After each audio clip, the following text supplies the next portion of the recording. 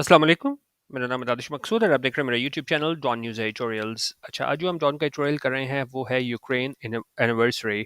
अब ये किस हवाले से एडिटोरियल है, इसमें हमको पता है कि जी रशिया ने इन्वेड किया था यूक्रेन को, तो उसको 1 साल हो गया, तो उस पे ये एडिटोरियल है। इसमें बताया गया है कि भाई अभी तक जो है ना वो कोई भी साइड पीछे हटने को तैयार नहीं है, और मतलब ख्याल था कि रशिया जो है ना वो जल्द ही जो है इसको ज़ेर कर लेगा कि जितने ज़्यादा इनके पास वॉरफेयर वगैरह था।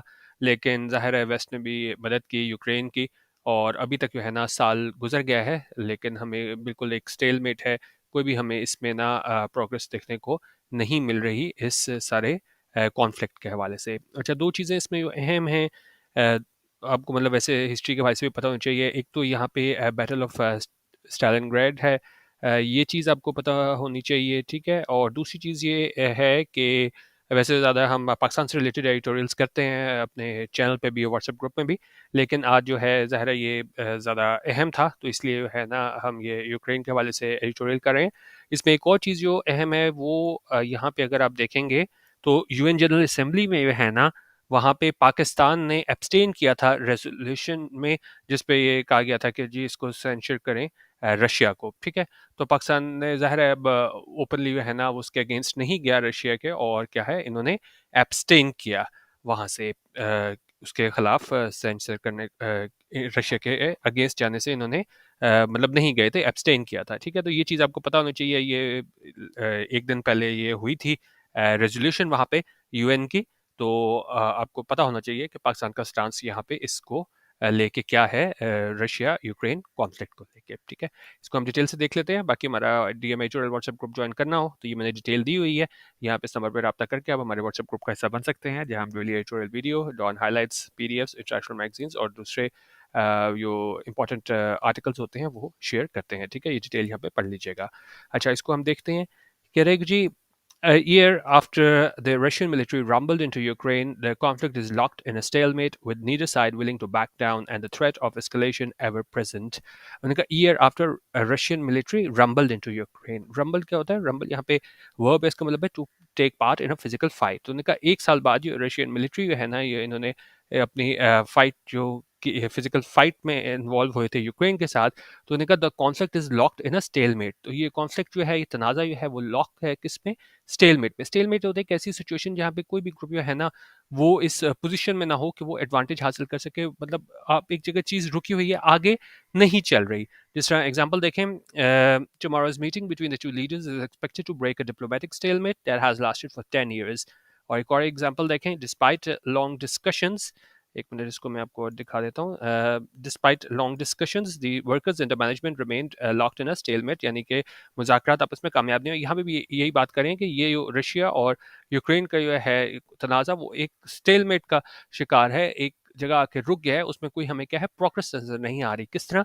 With neither side willing to back down. Back down होता है कि जब आप जो हो अपना क्लेम से विड्रॉ करते हो, एक तरीके से आप कह लो हार मानते हो, गिव इन कर देते हो, शिकस्त तस्लीम करते हो, तो उनका कोई भी साइड जो है ना वो नहीं तैयार शिकस्त तस्लीम करने को। And the threat of escalation ever present. Escalation होती है, इसको एस्केलेशन को आप एस्केलेटर से याद रखा करें। इस हम ऊपर जाते हैं ना एस्केलेटर से, तो एस्केलेशन भी यही है, थ्रेट ऑफ एस्केलेशन की उसका बढ़ना, ठीक है।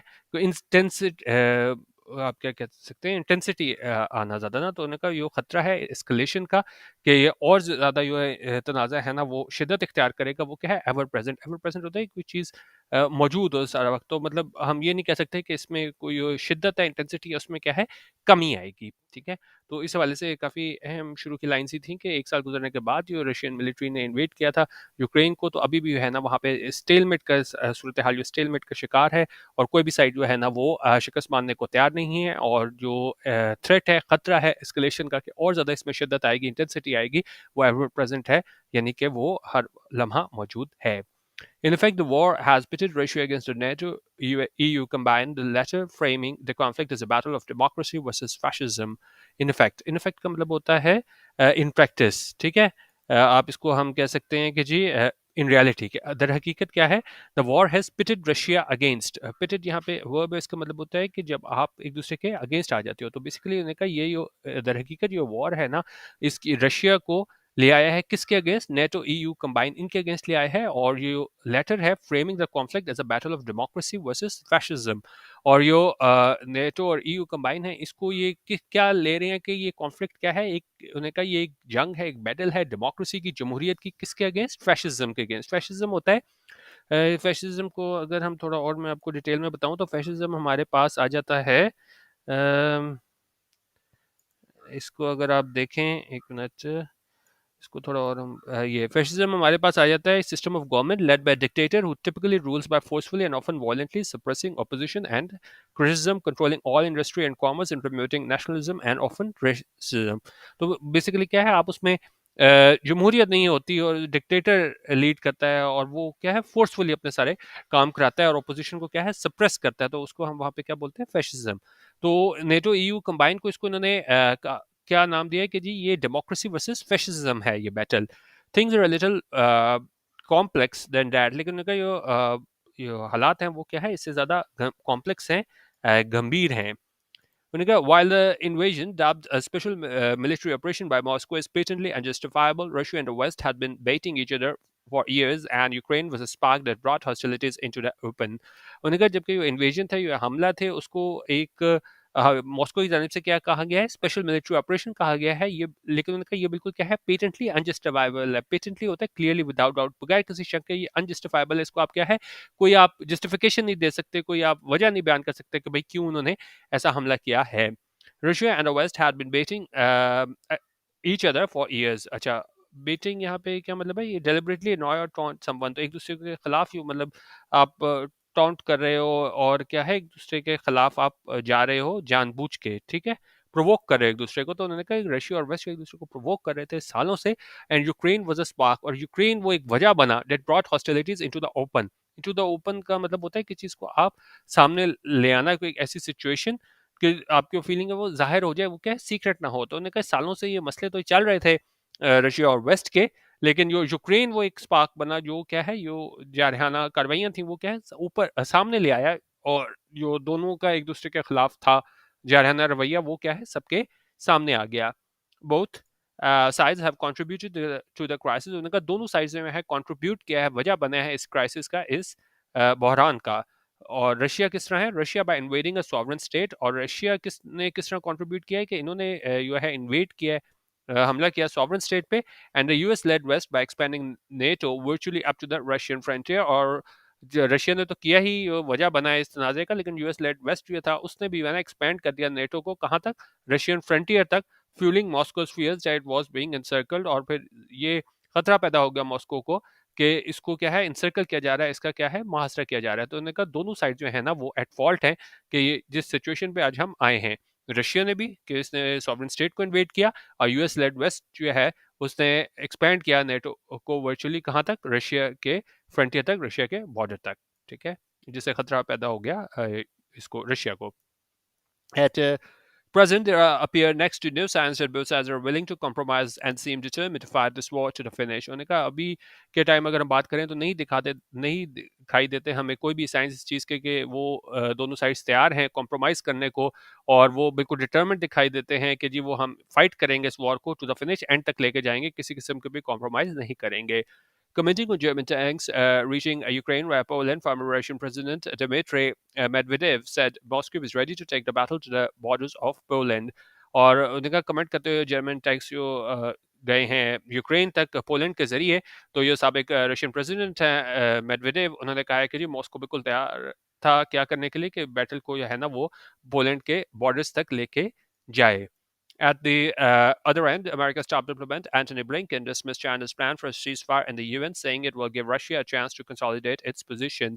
और दूसरी तरफ रशिया के टॉप डिप्लोमेट है एंटनी ब्लिंकन, उन्होंने बिल्कुल रद्द कर दिया, डिसमिस कर दिया ये चाइना का प्लान था कि वो सीज फायर की तरफ जाए यूएन में, ये कहते हुए कि ये रशिया को है ना एक मौका फराहम करेगा कि वो अपनी पोजीशन को कंसोलिडेट करे, मुस्तहकम करे।